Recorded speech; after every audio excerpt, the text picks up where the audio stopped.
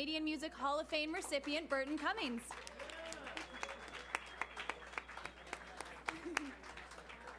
Wow. Welcome. Well, now.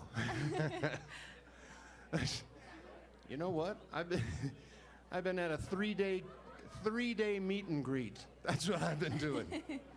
Absolutely remarkable. Now, Burton, Wow. you dedicated you dedicated your award tonight to the city of Winnipeg. Mm-hmm. What does Winnipeg mean to you? Well, I was born and raised there, and I learned everything there to equip me for the world.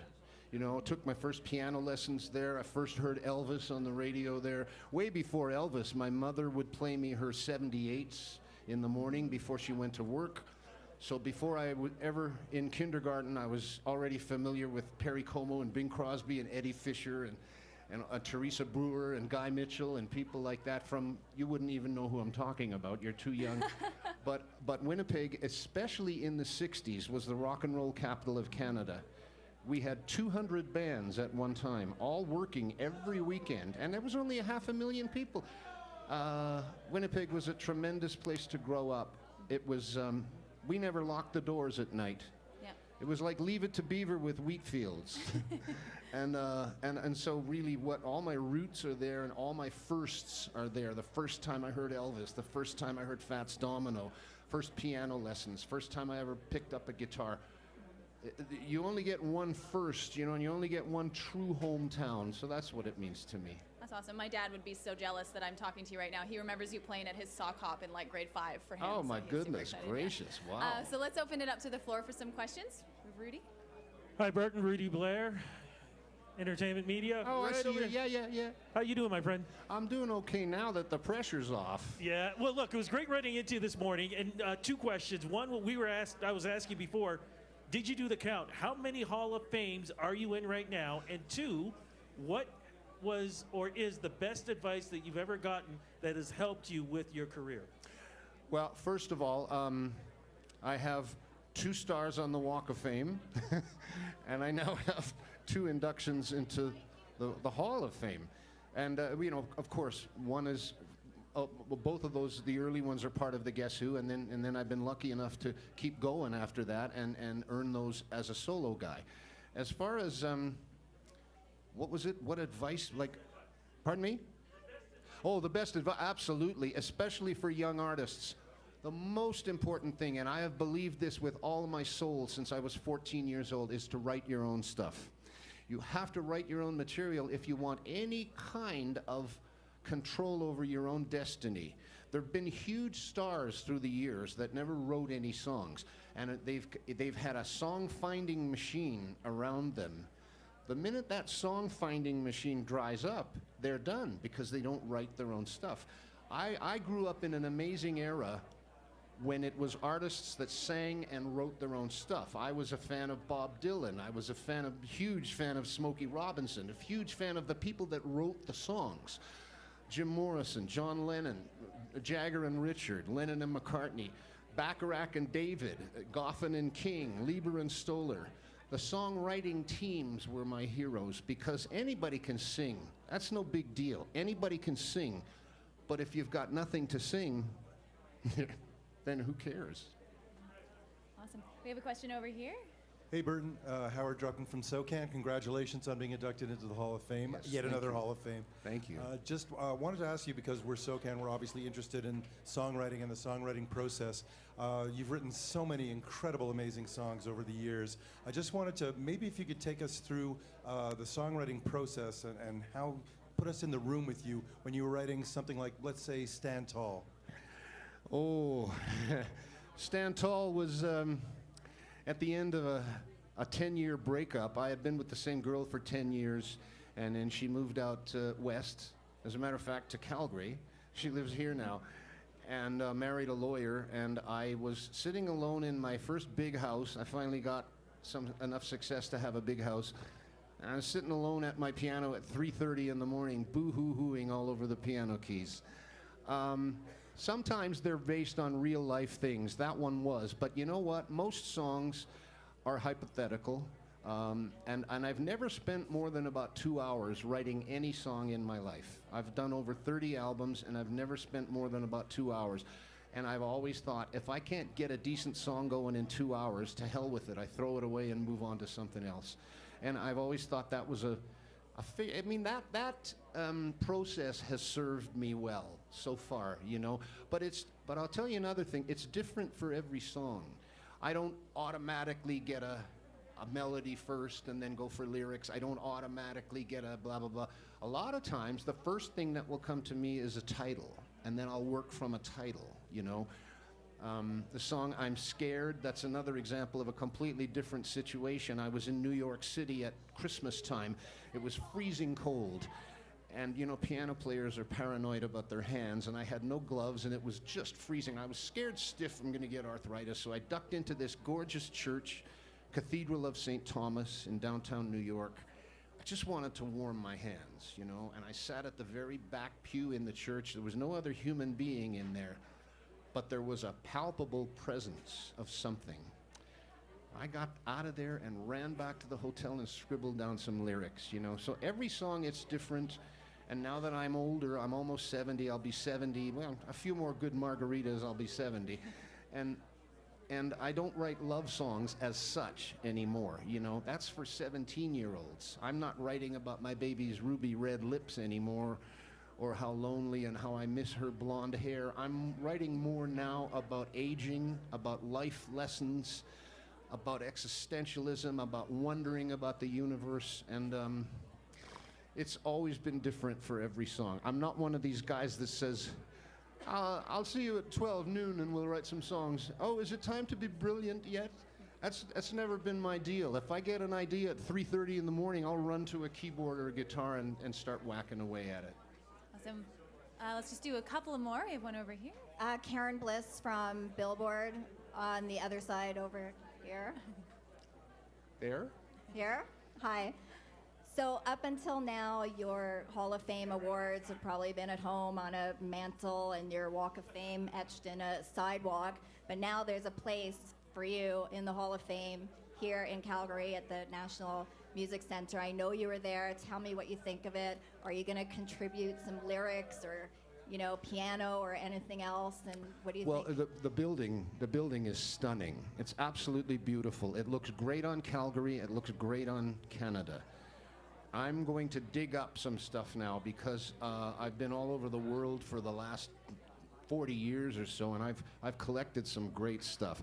And a lot of it is sitting in storage. So this is the perfect opportunity to put some of that memorabilia on the wall that'll stay there forever. Some of the album covers for sure, maybe some of the gold records, but I'm not giving them my upright piano. I'm not giving them I wrote all the songs from, well, even from Guess Who days, even from way back to Share the Land and stuff like that. I've written them all on the same piano. It's an old 100-year-old Nordheimer made in Toronto. It's a Canadian upright. It was made in 1897 or 1898. They want it real badly for the museum, but that's something I can't give up. But, you know, I've got tremendous photographs with some of my idols that I never thought I would meet, some of whom have passed on now. Awards from, you know, keys to different cities in North America, and I want those walls to have great things on them, so I'm going to dig up stuff for quite a while and try and make it a special room. Awesome. And we're going to go to the front here. I haven't forgotten you. I Hi, promise. David Friend from the Canadian Press. Hi. You talked to me about how significant this honor was today, and I was curious what was going through your mind when you were up there performing as part of this tribute. You've done many tributes before, but this one was special, it seems. Today, you mean? Today. Well, I'll tell you what, one of the high points of today for me was hearing Jan sing Break It to Them Gently, and then the tenors doing Stand Tall, and having Nickelback. We were all these wonderful people, all centered around something for me. That was fantastic, you know. I'd never met Nickelback before. Now I think we're actually pals, you know. Chad Kroeger sang me part of Your Backyard, one of my songs. Told me how much his parents...